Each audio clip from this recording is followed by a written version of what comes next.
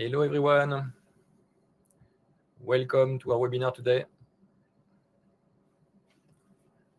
We are giving us 1 or 2 minutes to let the people join the room, and we will start, let's say at 11:03, okay?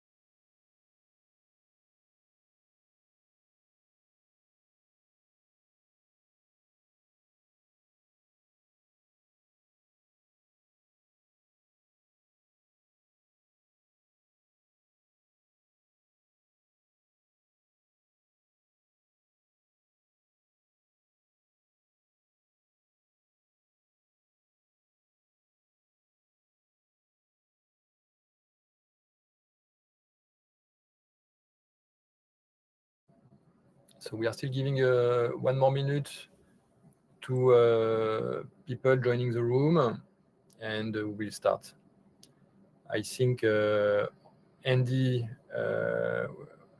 IT director at Mewburn, has a difficulty to join as well, so I might start the webinar waiting for him to until he join.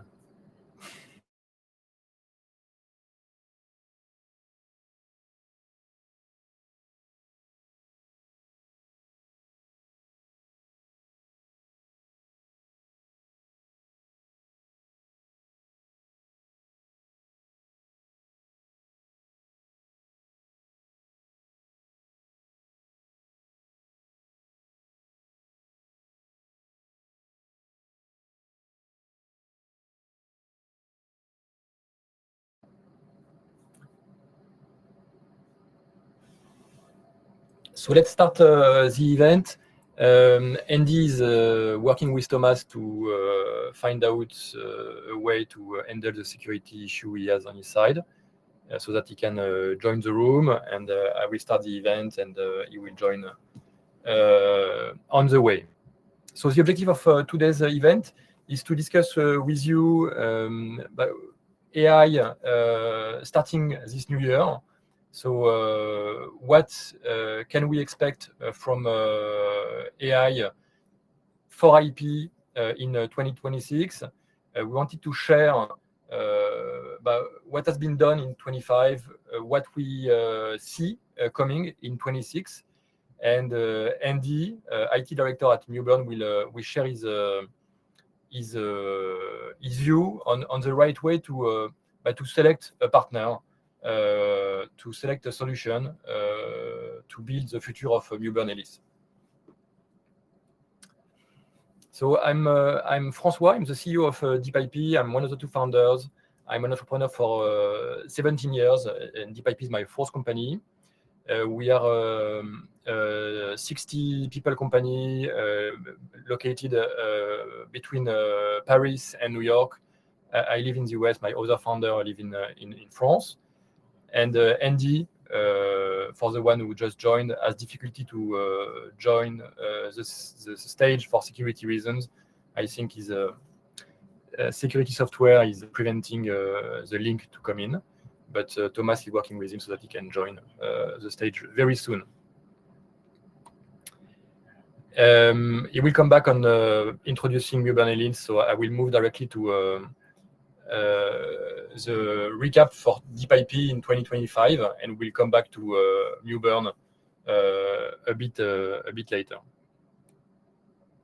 I think the first most visible major evolution for DeepIP in 2025 is the shift from a point solution.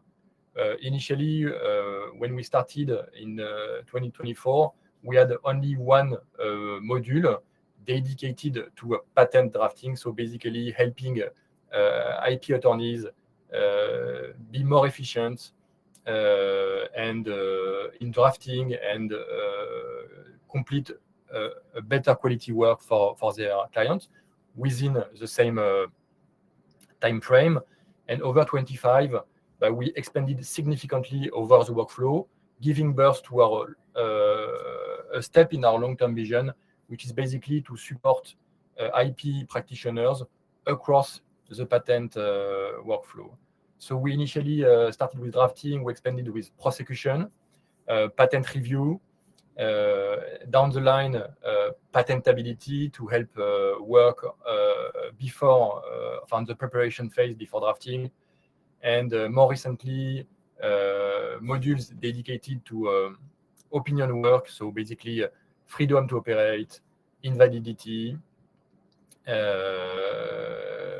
agentic search for patent search, and portfolio intelligence. The ambition, as you understand, is basically to be able to offer one platform that helps from invention capture to preparation and prosecution, opinion work, and more strategic portfolio intelligence. Another major milestone for 2025 has been a much deeper integration into the workflow. I think it's a very critical point at the stage at which the technology is. It's not enough anymore to be just addressing, the drafting or the prosecution part in a dedicated tool. We need to bring the technology where practitioners work. And so from the very beginning, we built DeepIP natively in an add-in in Word, because we have the conviction that bringing the technology is critical to facilitate adoption at scale whenever you want to transform your practice. And so I think we are still the only player in the market offering a solution which is fully embedded into Word. Obviously, we also have a web platform, and both are fully synchronized to benefit from the best of the two solutions. So it was a first very deep integration. A second important integration is around the automation of prosecution with the generation of shells. So instead of just helping draft the response on office action, DeepIP today supports the integration of custom templates, which we can build per client, per firm, depending on the expectation of our clients, so that we generate the shell on top of helping to generate the strategy and the response. And the latest integration we've delivered is the integration with docketing system or IPMSs, IP management systems, with our API. So we have a powerful API, and by integrating DeepIP with the docketing system or the IPMS, we streamline the upload of documents. We are able to retrieve a better context and to provide better strategies to practitioners. Another major milestone of 2025 has been by the scale of DeepIP. So the company is relatively young. We started 2 years ago. Today, we have thousands of users working in 5 continents. We cover 20 different countries and jurisdictions, meaning that we have access to the local patent law. We have access to the local PTO guidance, to the local case law as well. Users created over 300% more matters than in 2024, and they had over 2 million interactions with the chat with DeepIP. So it's not a hype. I think the transformation of IP practices is happening at scale, and we are one of the major players in the game. As shared, we expanded significantly on the workflow, so I won't come back on that. But another thing we are very proud of is the investments we've made in cracking the most complex cases. So initially, we started on the simplest cases, so basically software, then mechanics, medical devices. And last year, we invested massively in delivering value for chemistry, for biology. So it's not yet solved the problem, but we are one of the best solutions in the market to help address these complex cases. And we invest heavily in developing custom models into that. I see that Andy has been able to join. Welcome, Andy. I'm super happy that you've been able to solve that. Hello. So I give you the stage so that you can introduce yourself and Mewburn, and I will come back to that rapidly. Andy, if you want to introduce yourself and sure. say what. Can you hear me? Yeah. Yep. So I'm Andy Newland. I live in Bristol in the UK. So I'm the IT director at Mewburn Ellis, and I've been that for the past 8 years. I've been at Mewburn since 2011, so that's 15 years. Before I was the IT director, I ran a project to develop the firm's IP records management system, which is a bespoke system. Before life at Mewburn, various roles in software development, mainly working for commercial law firms. So that's me. If you want to say a word about Mewburn and the scale. Sure. So I think the numbers on the screen speak for themselves. So we are a large IP-specific practice. We've got 5 offices, 4 in the UK and 1 in Munich. Again, you can see the numbers on screen. So we do lots of different work. Maybe move on to the next one. So this covers what we do. So we've got a very wide number of technical specializations, and we offer a full service, basically covering everything imaginable in the world of IP. So that's it. Yeah.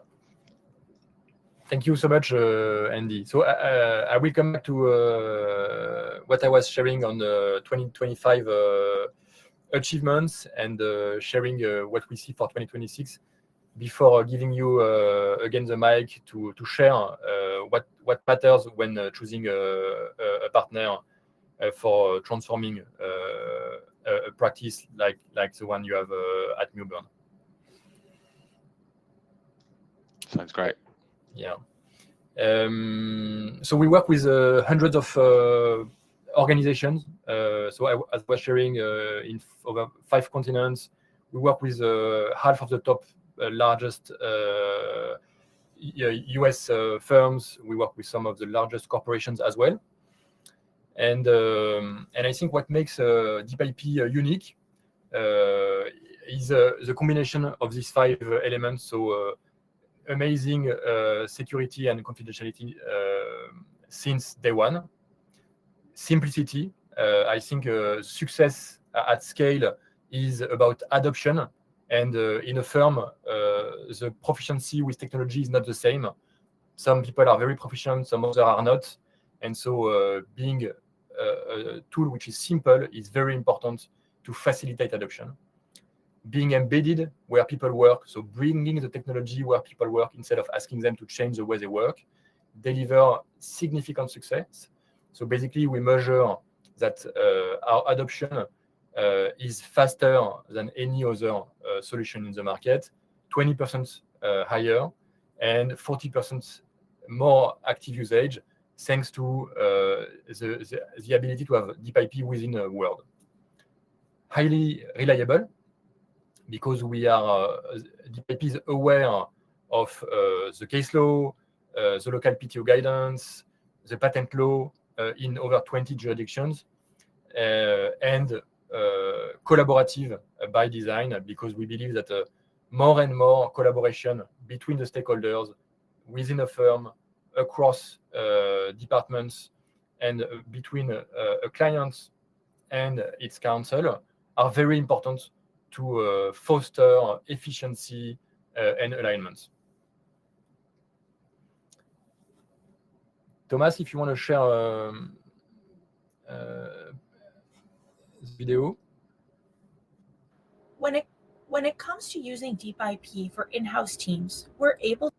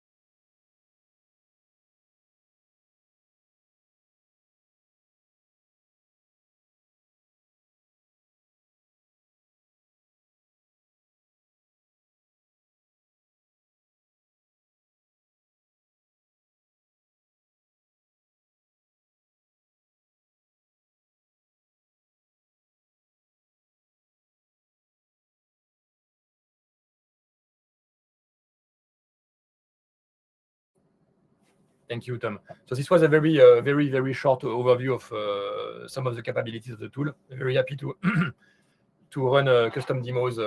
If you have requests, you can just ask for a demo either on the website or in the follow-ups discussions. What to expect for 2026? So I think we wanted to share a few of our views on the future for 2026. One of the major evolution, I think, is with regard to the nature of the tools. So I think this is a bit the end of point solutions, which are not native platforms addressing the workflow, tailored, embedded, and obviously secure. it's not anymore the year of the smartest model. The race for the smartest models, will go forever. And on one day it's OpenAI, the other day it's Gemini, the third day it will be another one. But these models are catching up very rapidly, and so the point is not about the smartest model. The point is more about relying on the technology that disappears. So basically, AI is so much embedded into the way you work, into your tools, into your workflows, that you don't see it anymore. It's just part of the workflow, delivering a much broader value. I think it's also the end of transactional approach. So being able to perform office action after office action, for instance, tools that stick to this vision will be replaced by tools which are aware of the entire history for a case, and so able to provide much smarter insights because they take the entire procedure into consideration before suggesting anything. The second major evolution is around collaboration, and not only sharing folders and information, but also sharing the same strategic understanding, same strategic view, because we share the analysis. And so it means being able to rely on tools which are breaking silos, bridging stakeholders, connecting them, the R&D team with the in-house IP team, the in-house team with the outside counsel, helping them to collaborate in a more streamlined and in a more efficient and smarter manner. So basically, I believe that 26 will be about sharing intelligence on top of sharing folders. And so that a very concrete illustration is having an outside counsel which is much more aligned with what has been defined by the R&D department, because he can benefit from the entire history of what has been done, the iteration on the claims, on the formulation of the invention, before actually starting to draft the matter. The third important evolution is the increasing importance of agents. So basically agentic workflows, which are able to perform a broader part of the workflow. So chat is relatively limited, and AI is able to perform more complex workflows. You start seeing that into our office action module, where the tool is able to perform complex analysis to suggest strategies. But in 26, the tool will be able to integrate some of these steps into one processing agentic workflow to help you get faster to a resolution of that case.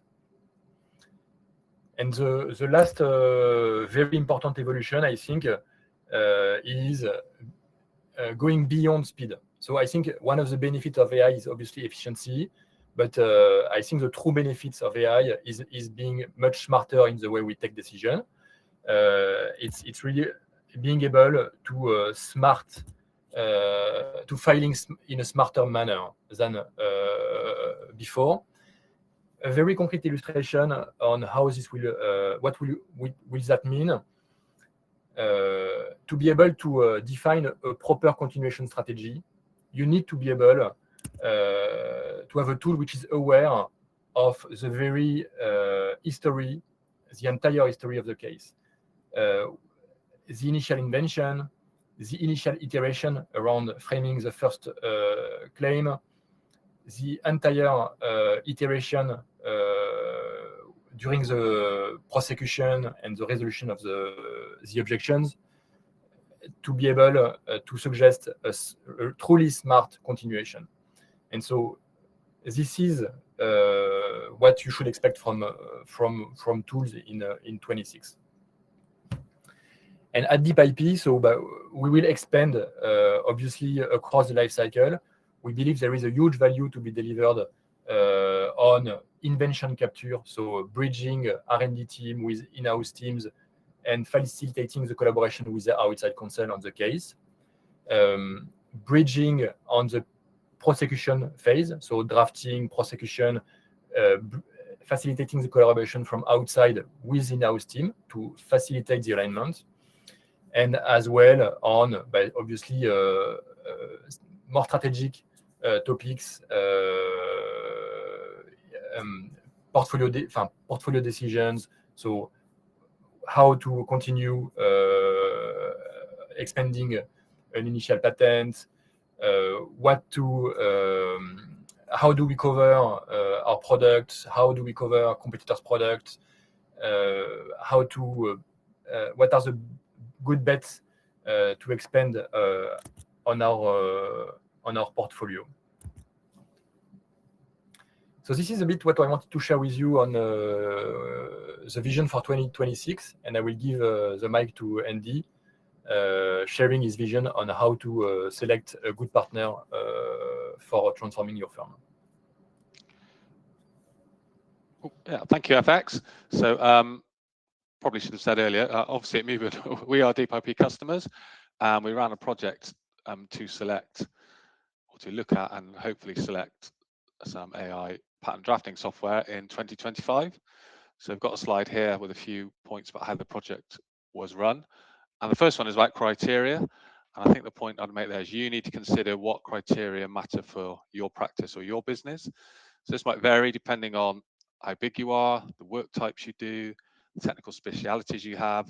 FX was talking earlier about how DeepIP is making inroads into working with chemistry, for example. So you might have a chemistry team.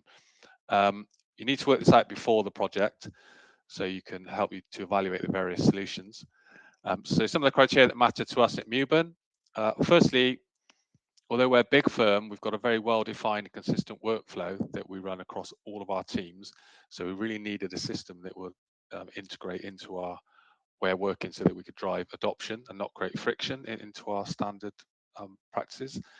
So in terms of attorney drafting, which is the case we looked at, DeepIP had a really big advantage here in that they have a Word plugin. So they just fit seamlessly into existing workflow. It lowers the training overhead and the barriers to entry. We also need to look at integrating into our just general tech stack. So systems that have got an open REST API here are kind of the gold standard. And again, DeepIP fit our criteria there. We put quality. It's obviously a really big test. You need to get the attorneys to verify the quality. It's not something that we in the IT team can do. You need to make sure you do that across all of your various practice groups or tech specialities. It's in your firm, so a great system for engineering might not work so well for life sciences. So if you've got different teams, I suggest you get as many people involved as you can. Security, I've already seen some questions in the chat about security.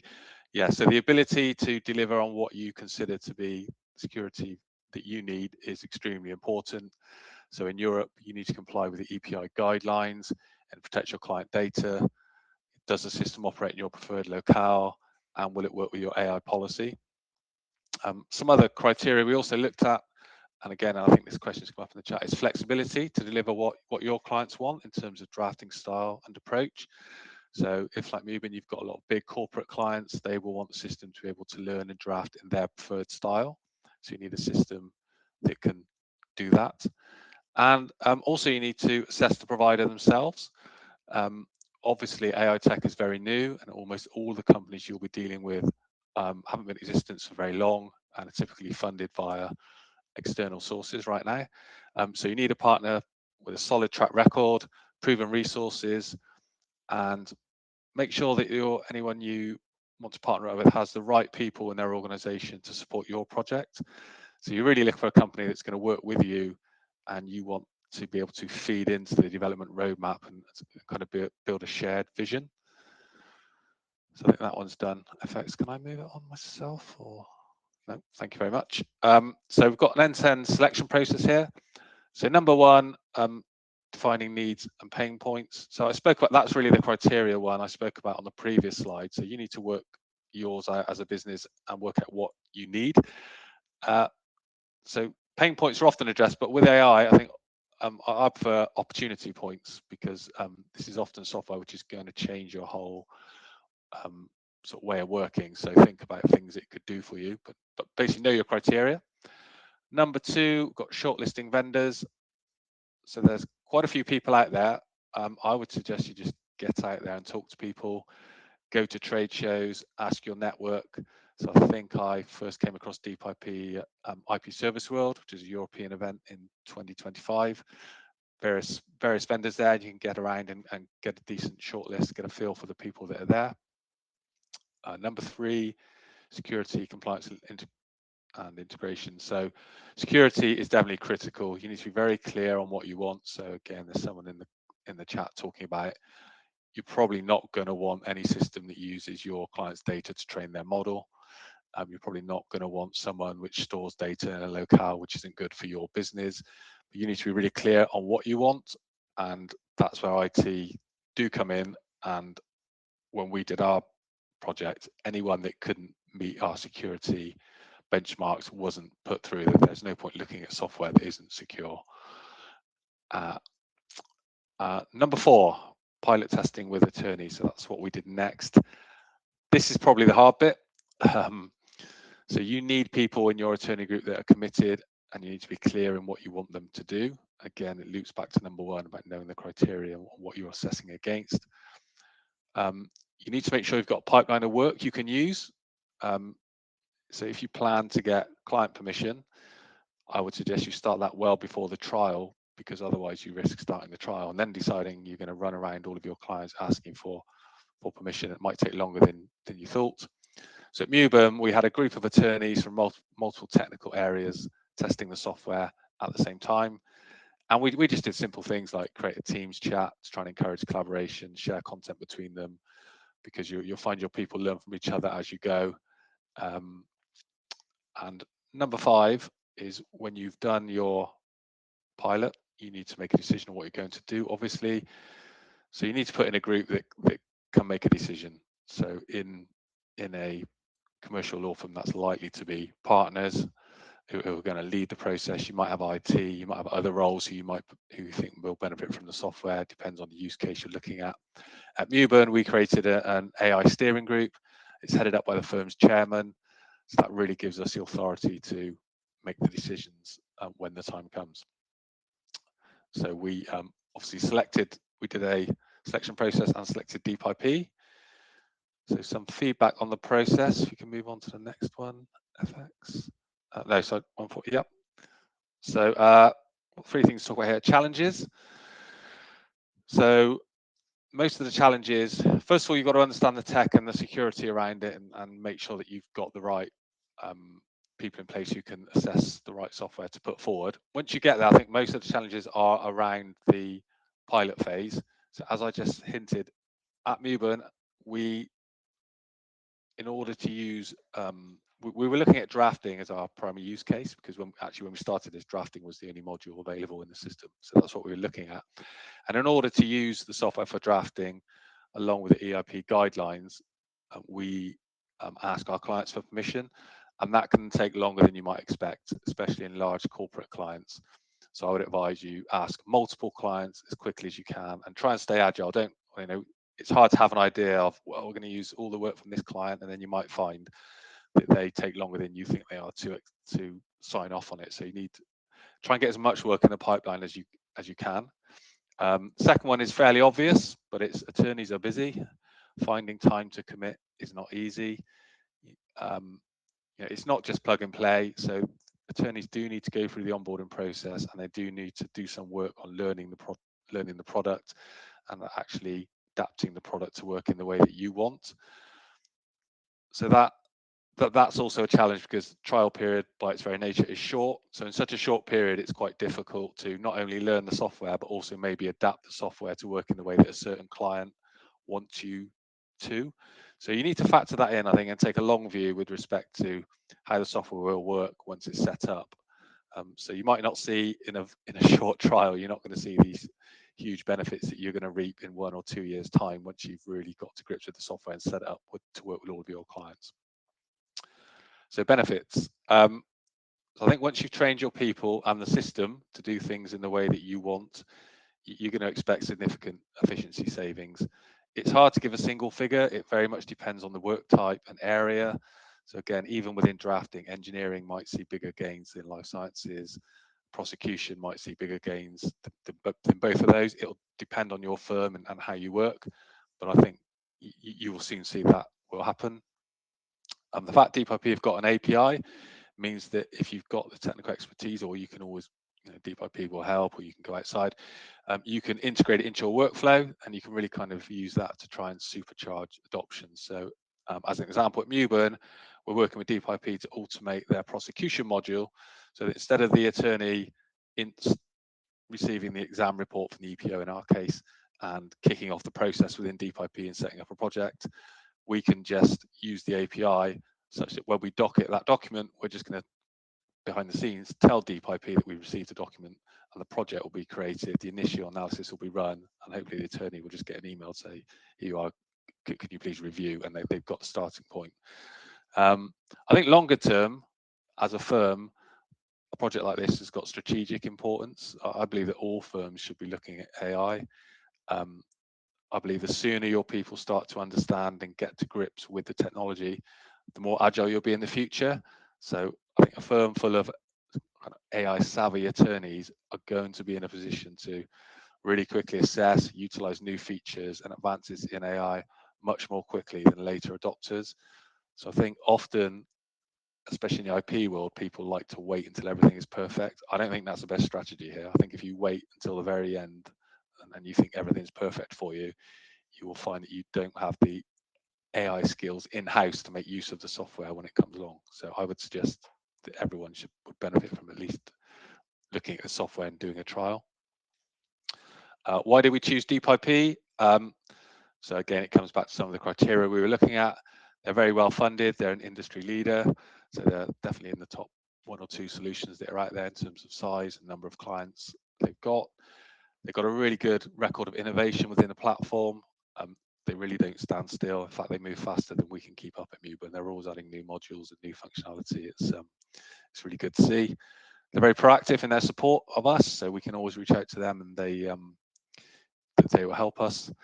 As I've hinted, the word add-in, although it seems a simple thing, it really does give attorneys a really quick and simple way to get started with low barrier to entry. The attorneys don't have to learn a new sort of GUI in a website and then do all their drafting there, and then they've got to take it out of that website and put it into a Word document. They can just do it in the way they currently do.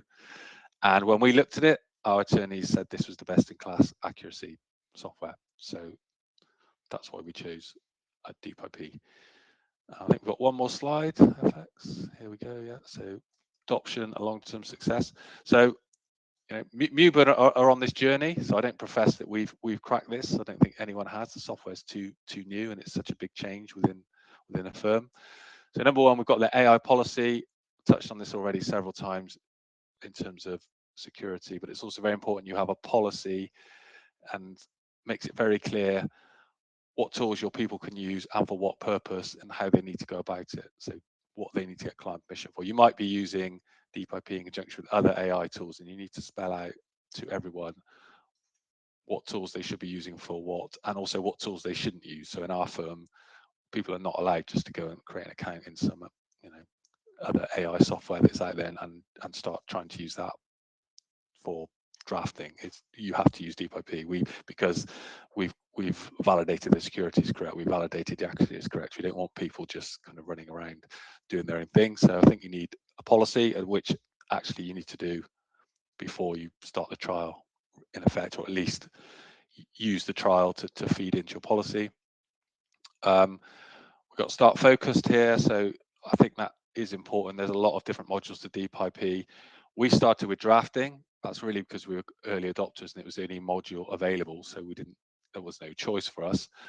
If I was doing it now, I would probably start with the prosecution module, because it's easier to get to grips with the use case and it's easier to feed in. So that's what I would do. I would trial the prosecution module. Build trust. So yeah, again, you need to work with the attorneys, and DeepIP's got lots of stuff in it around linking to citations, etc., to show you where it's coming up with the answers that it's coming up with. Fit workflow. I've spoken a bit about workflow. So again, we're trying to integrate the system with our IPMS system, and using Word means it'll probably fit pretty well into what your attorneys do already. Empower champions. That's one that we're definitely looking at. It's very important that you carry on to drive the adoption after you've selected the software. So you need a very strong group, again, ideally at the partner level, to lead the project, drive adoption, keep up with all the change that DeepIP are making, make sure you're getting the best out of the software. So it's not just a kind of one and done project and a one and done training piece, which is point 6. You really need to build a relationship with your suppliers, CSM team, make sure you're reinforcing, getting the best out of the system. So all of those are things that we are constantly reviewing and working with, and that's what our AI steering group do.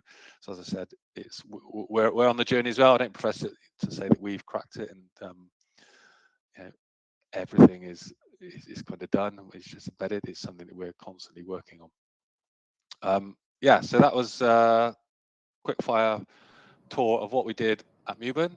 I'm happy to hand back to you. Thank you so much, Andy. Super insightful. I think there are a few interesting questions, or a lot of questions actually, but we won't have time to handle all of them.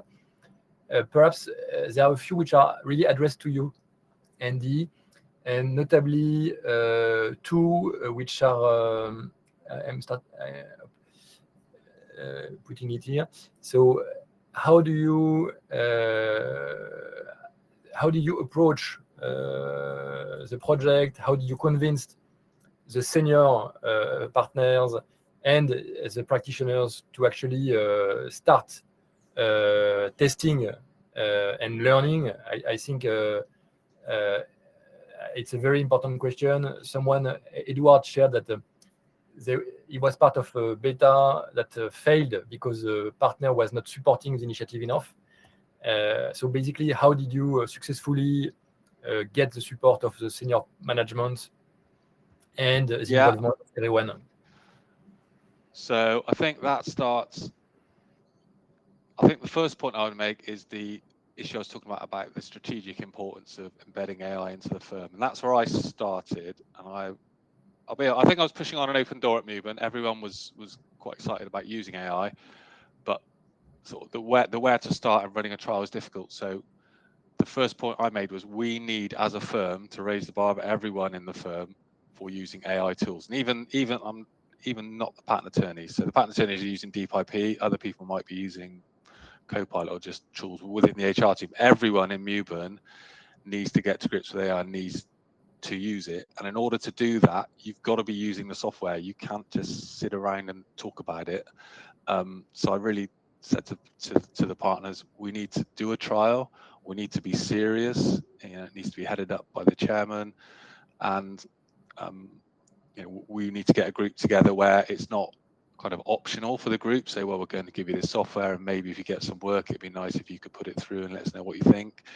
You've got to put some serious controls in place where once you start going, you need to put some pressure on people really to use the software and report back to you how it's working.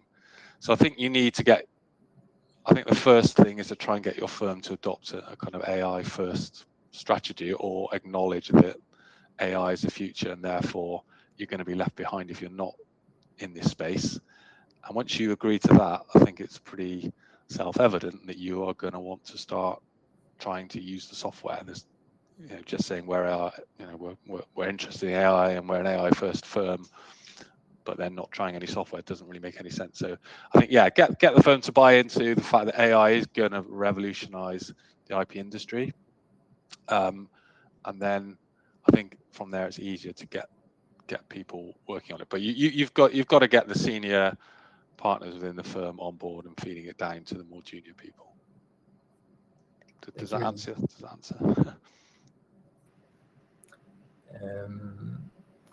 I think there was perhaps a last question around Andy. How are you looking at the cost and the billing aspect? I think it's an important question as well. Yeah, that's a really interesting one. I didn't pick up on that on what I was saying earlier. So obviously I'm the IT director, so I'm lucky in that that's not one for me, but it is one we do discuss within the AI steering group. And it's, again, the strategy and the policy there is evolving within the firm. So we do get clients asking us, are you using AI? And if you are using AI, is it going to be cheaper? At the moment, I think we're looking at, it's not free to buy the software. It's not free to train people to use AI. It actually gives the client a better service. As you were saying, FX, it's not just about efficiency. It's also about being able to make better and quicker decisions. So ultimately, the client is going to receive, we think, better service if we adopt AI tools. You're basically getting AI plus attorney instead of just attorney, because we don't push that out the door that hasn't been reviewed by an attorney. So I think in line with the rest of the industry, we haven't got a firm answer to that question. And also, you will see once you start using the software, it throws up questions around what it means for the actual shape of your firm, because you might have people at the moment doing a task which is very well suited to AI, and they can move on to higher value tasks. So it does throw up lots of questions in that area, which we are grappling with. Thank you, Andy. Thomas, I let you close the session today. Yes. So thank you so much, Andy. So we're really glad you were able to join with this technical issue we faced at the beginning of the webinar. But I think it was a great session. We have a lot of questions as usual. Unfortunately, we're running late, so we won't have the time to answer all the questions. But the product team will be able to take the questions offline. Of course, we recommend you to request your trial and play with the tool yourself to see if it fits your needs, but I'm sure it will. We offer a 14-day free trial, unlimited usage of any modules that we have seen. This webinar was just an overview. We are hosting webinars every month on different topics. So make sure that you attend the next one, because we always address a new topic. So also feel free to send us email if you have any topics that you want us to deep dive on. Thank you so much for being present to this webinar. Always a success, and thank you very much, Andy, for this webinar. I think it was great to have the point of view of an IT director of such a big law firm. We will definitely turn your feedback into a guide so people can access it, because I think it's very, very helpful for everyone who is looking to jump into AI in 2026. Thank you a lot, FX. See you everyone to the next one. Thank you so much. Have a good day. Very much. Bye-bye. Bye. Bye.